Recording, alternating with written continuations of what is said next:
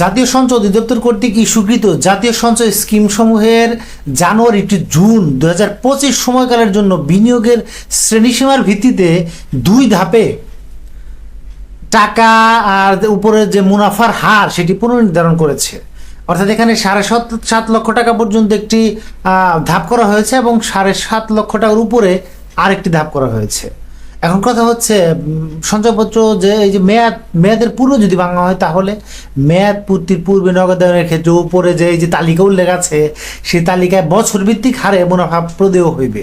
পূর্বের বিনিয়োগের পরিমাণ সহ ক্রমপুঞ্জীভূত বিনিয়োগ এক বা একাধিক স্কিমে মোট বিনিয়োগের সমষ্টি বিবেচনাপূর্বক উভয় ধাপে 7.5 লক্ষ টাকা ও এর সর্বনিম্ন এবং 7.5 লক্ষ টাকার ঊর্ধ্বে বিনিয়োগ সীমার ভিত্তিতে প্রযোজ্য হারে মুনাফা প্রাপ্য হইবে।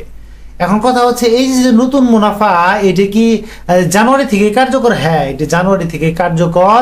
তবে জাতীয় সঞ্চয় স্কিমের আওতায় wage earner development bond, US dollar premium bond, US dollar investment bond এবং ডাকঘর সঞ্চয় ব্যাংক সাধারণ হিসাবে এই 4টি স্কিমের মুনাফার হার পূর্বের ন্যায় অপরিবর্তিত থাকবে। এই আদেশে 1 জানুয়ারি 2025 তারিখ হইতে কার্যকর হইবে। যে আদেশটি জারি হয়েছে 1 জানুয়ারি 2025 পূর্বেই স্বীকৃত সকল জাতীয় সঞ্চয় স্কিম এর ক্ষেত্রে ইস্যুকালীন মেয়াদে ইস্যুকালীন সময়ের মুনাফার হার প্রযোজ্য হইবে।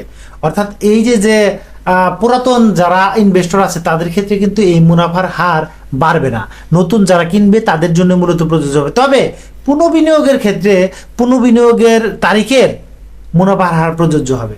যারা রিইনভেস্টমেন্ট করবেন অথবা রিইনভেস্টমেন্ট ফর্ম পূরণ করবেন, অটো ইনভেস্টমেন্ট শুরু করবেন, তাদের ক্ষেত্রে কিন্তু আবার এই নতুন হার প্রযোজ্য হবে। তো 6 মাস পর কি বাতিল হবে? হ্যাঁ, 6 মাস পর বাতিল হবে। এই আদেশ জারি হওয়ার 6 মাস পর জাতীয় স্কিম বা জাতীয় সঞ্চয় স্কিমে বিনিয়োগের মুনাফার হার পুনরায় নির্ধারণ করা হবে। তবে বিনিয়োগকারী ইস্যুকালীন সময়ের বিদ্যমান মুনাফার হার বিনিয়োগকালের পূর্ণ মেয়াদের জন্য প্রাপ্য হইবেন। অর্থাৎ যেই মেয়াদের জন্য তাহা ইস্যু করা হয়েছিল সেই মেয়াদে শেষ হওয়া পর্যন্ত একই হারে মুনাফা পাইবেন। অর্থাৎ এই 6 মাসের মধ্যে যারা কিনবেন তাদের ক্ষেত্রে এইটি মেয়াদ উত্তীর্ণ হওয়া পর্যন্ত এই একই হার প্রযোজ্য হইবে। অর্থাৎ হার তাদেরটা কমে যাবে না, এটি শুধু এই 6 মাসের জন্যই থাকবে। তো পুরাতন যারা আছে তাদের জন্য কিন্তু কার্যকর হবে না এই নতুন রেট। এই 6 মাসের মধ্যে যারা কিনবে তাদের ক্ষেত্রে এই নতুন রেট কার্যকর। এখন রেট কিভাবে কি আছে তো চলুন আমরা একটু জেনে নেই। 5 বছর মেয়াদী বাংলাদেশ সঞ্চয়পত্র এখানে কিন্তু বলা আছে 7.5 লক্ষ টাকা ও এর নিম্নে যারা কিনবেন তাদের সর্বনিম্ন প্রথম বছর পর্যন্ত 10.13% এবং সর্বোচ্চ 12.40%। অন্যদিকে যদি 7.5 লক্ষ টাকার উপরে হয় সর্বনিম্ন 1 বছরের জন্য 10.11% এবং সর্বোচ্চ 12.37%। তার মানে এখানে মাত্র 0.03% কমে যাবে যদি 7.5 লক্ষ টাকার উপরে হয় আপনার বিনিয়োগ। 3 মাস অন্তর মুনাফাভিত্তিক সঞ্চয়পত্রের ক্ষেত্রে এখানে বলা হয়েছে প্রথম বছরে 11.08 7.5 লক্ষ টাকা পর্যন্ত, আর তৃতীয় বছরান্তে 12.30%। অন্যদিকে 0.05% কমবে যদি আপনার 7.5 লক্ষ টাকার উপরে বিনিয়োগ হয়। অন্যদিকে পেনশনার সঞ্চয়পত্রে এখানেও কিন্তু বাড়ানো হয়েছে, অর্থাৎ 10.23% সর্বনিম্ন প্রথম বছর পর্যন্ত এবং পঞ্চম বছরে 12.55। অন্যদিকে যদি 7.5 লক্ষ টাকার উপরে হয় তাহলে এখানে 12.37। এখানে কিন্তু বেশ কমেছে। 3 আর 10 3 আর 15 18 প্রায় 0.18% কমেছে। পরিবার সঞ্চয়পত্রের ক্ষেত্রে 10.20% 7.5 লক্ষ টাকা পর্যন্ত এবং 5 বছর শেষ করলে 12% পর্যন্ত।